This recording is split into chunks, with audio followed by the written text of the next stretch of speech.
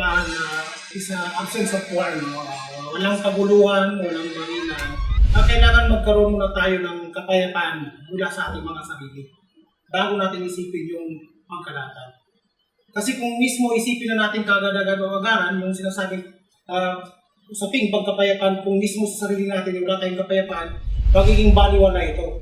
Siguro hindi, kung magkukuha man natin o magkakamtan, malamang hindi ito tatagal. Kapayapaan ay isang larawan ng katiyosan ng kaisipan, kasaganaan ng buhayan, kasiguruhan ng damdamin, at itingan ng pag-ibig at pagmamahal. Ang larawan ng kapayapaan ay matusalamin ito sa apat na saligan.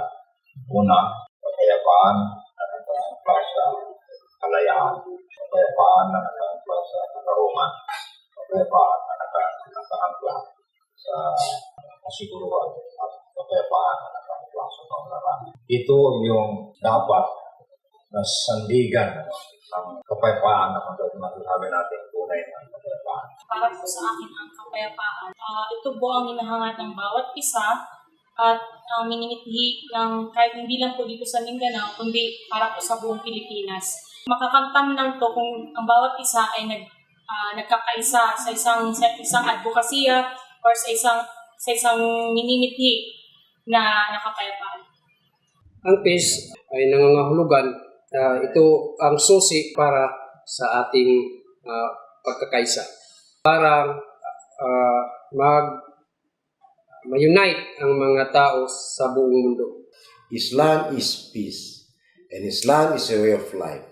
Pag tayo magkakaroon ng peace, masaya ang buhay, kapayapaan sa ating bansa, kapayapaan sa ating lugar, sa ating sarili, sa ating pamilya. Kapayapaan, masaya po tayo at tayo ay maganda ang ating buhay.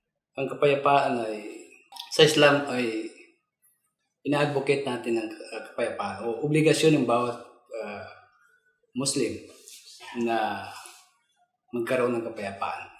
Peace para sa Bangsamoro ay yung kapayapaan na may kasamang justice.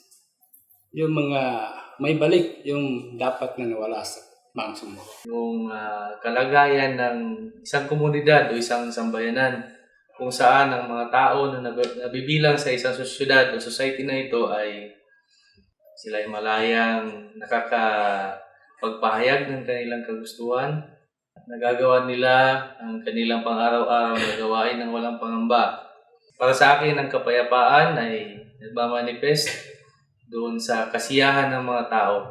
Walang away, ang mga bata ay nakakapag-aral, na-enjoy nila ang kanilang kabataan. Kailangan po natin ng kapayapaan sa Bangsamoro dahil ito yung solusyon o gamot sa matagal ng problema sa Mindanao. Kapag walang kapayapaan, babalik-balik tayo doon sa mga pangyayari. Ang kapayapaan kasi ay hindi isang bagay na hindi mong palangkasin o gagawin. Kasi ito ay likas.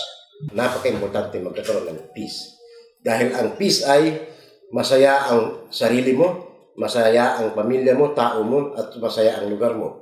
Lahat ay magkakaroon ng magandang buhay at lahat po tayo nagkaisa, tayo po ay mapayapa at mamumuhay ng masaya. As ako na isang kabataan din po, ang importansya po ng bilang katulad po namin is mamulat po at maraming malalaman about sa kapayapaan po. Hindi lang dito sa Mindanao, hindi lang sa mga Bangsamoro, kundi sa lahat, sa mga Christians and Lumads din po. Importante po ito sa bawat isa. Importante po ito para po magkaisa sa advokasya na pag-usaping pagkapayapaan. At nai-involve po dito yung mga kabataan dahil po sa isa lang community ng bawat isa, di ba? Kundi yung magkaisa at yung peace na hinahangad po. Parang wala na tayong maririnig na gera sa iba't ibang lugar, lalo-lalo na dito sa Sulu at saka dito sa Maguindanao o or sa iba pang mga lugar. The urgent task now is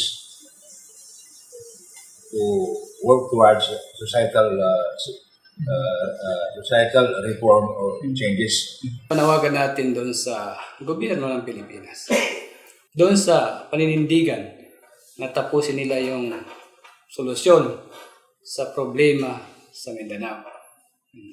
Hindi sila hihinto kahit na anong mangyari doon sa mga aspiration nila. Isa lang ang aking panawagan.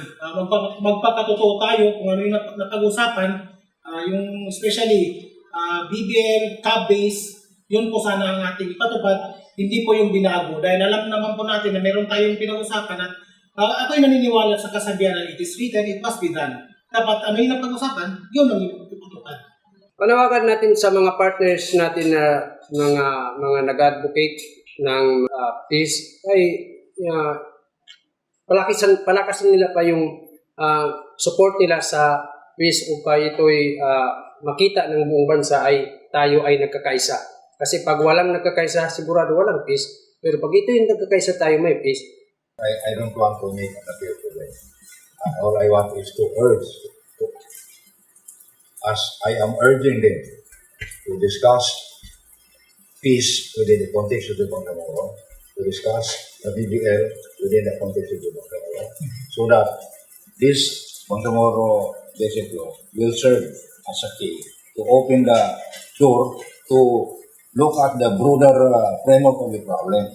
BBL is to me not a solution to the problem, but it is rather a key to open the door so that we can have a holistic view of the real problem reigning inside the room, and then attack the problem, resolve it, and will ultimately pave the way to attain a just and lasting peace.